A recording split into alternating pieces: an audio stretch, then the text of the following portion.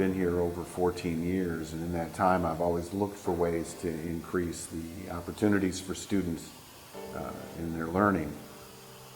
Over the last 5 or 6 years, a lot of faculty in the high school and middle school have started using video as a way for students to express what they've learned. We are doing a project in my 6th grade class called Composers Resurrected. So this is a project where they have to make a movie. And so they learn about a famous composer from the classical era or the Renaissance era or whatever. And they research that person, and then when they are done getting all their information, they turn it into a movie. The signature project for the 11th grade AP US History students involves what we call a life worth knowing, taking one person from one point in their lives in the 20th century and then placing them in historical context to see how well they fit into the ebb and flow of US history. This project started out first as a paper-based research assignment. In more recent years, what the students have created as their final product is a video documentary, which is incredibly more powerful, more portable, and much more interesting than just the paper-based version. The problem with that is various students had different tools. Some had very good tools, some had not so good tools, and it became an issue with different formats of video and ways for us to be able to get the video off of whatever device they had and get it into their teacher for them to grade. So I wanted to level the playing field. You know, I don't remember the exact moment that we started talking about this laboratory. You know, I know Paul Blair and I talked about it before he even submitted the application. You know, we were talking about what are the kinds of things that if you had a pot of money, what were the kinds of things that you could do, and what were the things that you could do that would really impact a student in preparation for going to college. No longer do students go to school and communicate only through writing. Many of their projects, even in high school now, have to do with capturing a story on video. So the more equipped they are to use that form of communication now in high school, the better off they're going to be when they get to college. And we said, wouldn't it be wonderful if we had a video laboratory? The biggest issue was knowing exactly what it is we wanted to accomplish and then defining the tools that we needed to accomplish that. So when this application for the Zooming and Zooming Ahead grant came to us, there were some doubters on the Education Foundation board. I think they did not want to spend so much money on equipment that would maybe sit in a room and not be utilized. And we spent several board meetings, vetting the application, talking about the pros and the cons.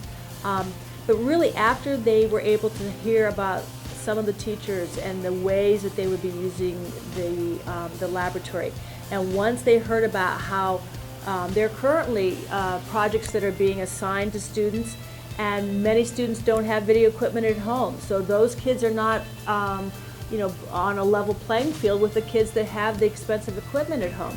And so once all those pieces came together, it was very easy for the foundation board to recognize this as an amazing opportunity to provide a crazy enriched laboratory for the students and to really prepare them for project work that they would be doing in college. In the 14 years I've been working for Skinny Atlas, I've never had as much community and faculty support for an idea as I do for this particular idea.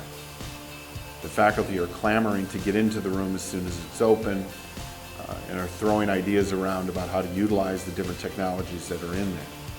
I've also experienced a great outpouring of support from the community at large, as evidenced by the fact that the Education Foundation was able to raise tens of thousands of dollars in a very short period of time in order to fund this. I decided to donate because I believe that this is an excellent opportunity for our students and our teachers, and it becomes put your money where your mouth is. If I'm saying that to people in this community, then I need to demonstrate that by donating myself. And that was something that my husband and I felt was very important. And I hope that that's modeling for other people with other grants, that the administration is very serious about supporting these grants, and it's not just asking people to support SEF, it's, willing to put the money in there ourselves. Back in June of 2013, was contacted by the executive director of the Education Foundation and asked if I would have a meeting with Marty Craig of Chase Design. I'd never met Mr. Craig. I'd heard of him, and I've heard of, obviously, Chase Design. I, of course, agreed to the meeting, and when Mr. Craig came into the meeting, we sat down, and he told me that he had just funded a very similar project for the University of Notre Dame that very much intrigued me, that we were able to come up with the same concept as a major research university. Specifically, we talked about the layout of the room, the use of different techniques in order to bring work from individual students to all the students in the lab. So we talked about things like switchgear to be able to multiplex the different computers to the monitors that would be spread around the room, as well as flexibility in the layout of the room. So we talked about furniture on wheels that could be reconfigured, and we talked about monitors on basically every wall surface in the room, so that no matter where a student was, they didn't have to turn around in order to look at work that was being presented. So the grant basically grew enormously from that point on, because what he was suggesting was we not only focus in on a video lab where people could come in and edit movies and make movies, but take it up beyond that to a place where we could do live web broadcasts, to where we could do things like video announcements and more creative things that the students could do in, say, a journalism class in English. So Mr. Craig and I had a long conversation that afternoon, and the very next day I found out that he had offered the Education Foundation a matching grant, and that if the Education Foundation came up with a certain amount of money, he would then match that. And so the grant went from a little over $34,000 to, with his match, close to $49,000. So all of a sudden I had a lot more money to buy different types of tools. So now instead of just a computer lab where video editing could take place, now we have high definition camcorders, we have lighting systems, we have audio systems, we have furniture on wheels so that we can move tables and chairs around and create different types of collaborative groups. It really took the basic concept of the multimedia lab and expanded it to a really, truly, what I think will be one of the most creative places in the school district. I think the students here are going to have a big advantage over a lot of school districts with some of the stuff that we're introducing and some of the stuff that we're going to move into next year. Next year, we're going to get into cinematography, we're going to get into advanced motion graphics. My vision is to see a class sit down and be able to produce a newscast or a sportscast that looks like it belongs on network television. The graphics, the music, the shots, the sets, the virtual sets, everything, special effects, exploding graphics, all of that. I think that we're going to see great student interest. So I think that with the times that we live in, it's pertinent that we all get in there and really try to get our students working with this equipment so that it's not something that intimidates them or seems daunting in the future. I could see my students using this in the future in a lot of different ways. One thing I think we could do, whatever subject we're studying, like a news program that we could put together on the Civil War, which I think would be way cool, or a news program on the era of immigration. Things like that I think would be really neat. And it'll bring social studies to life for them a lot more than what our previous technology allowed. I could see things really improving a lot with this new technology. One of the goals that I have is to hopefully maybe do some news shows with the middle school students. These 8th graders would maybe produce a weekly show that can be put out so that the parents, people in the community can see what we do inside of our school. And some of it would be to showcase the things that the opportunities students have in that lab. This lab is going to promote communication.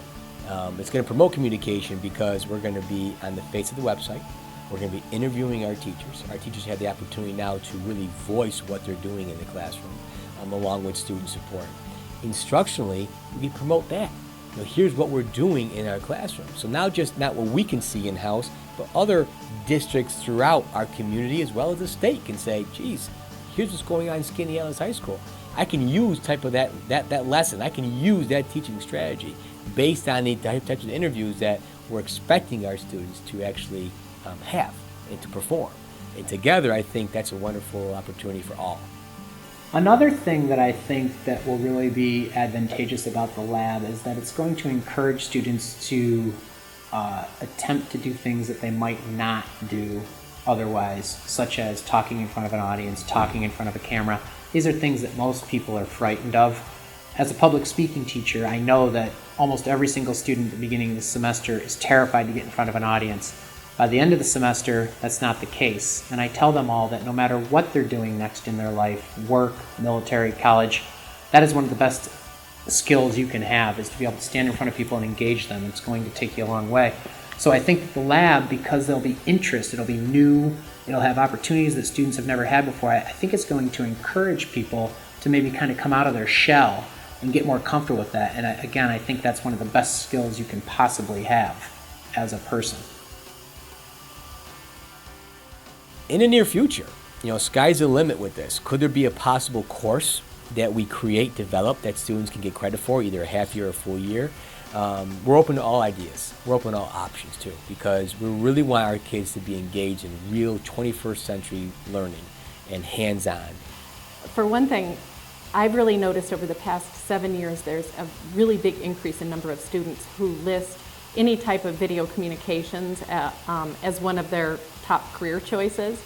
So anytime they're even in that lab for any class and producing anything, in a way it's indirectly job shadowing or career exploration, because the more they do it, the more they'll know if they like it and if they have an aptitude for it. This is a great opportunity for them to say, wow, I'm going to get my hands into this and see how far I can go with it and get an interest for that. So I really think the sky's the limit for this program.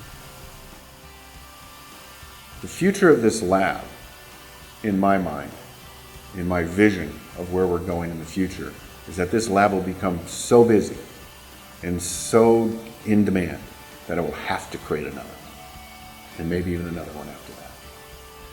The ability for me to create an environment in which students can be as expressive and creative as they can possibly be, where faculty can utilize that as a resource to enhance their own instruction and to enhance the students' learning, is what we do as technologists in school districts. And I really see this as a stepping stone to even more and better and greater things down the road.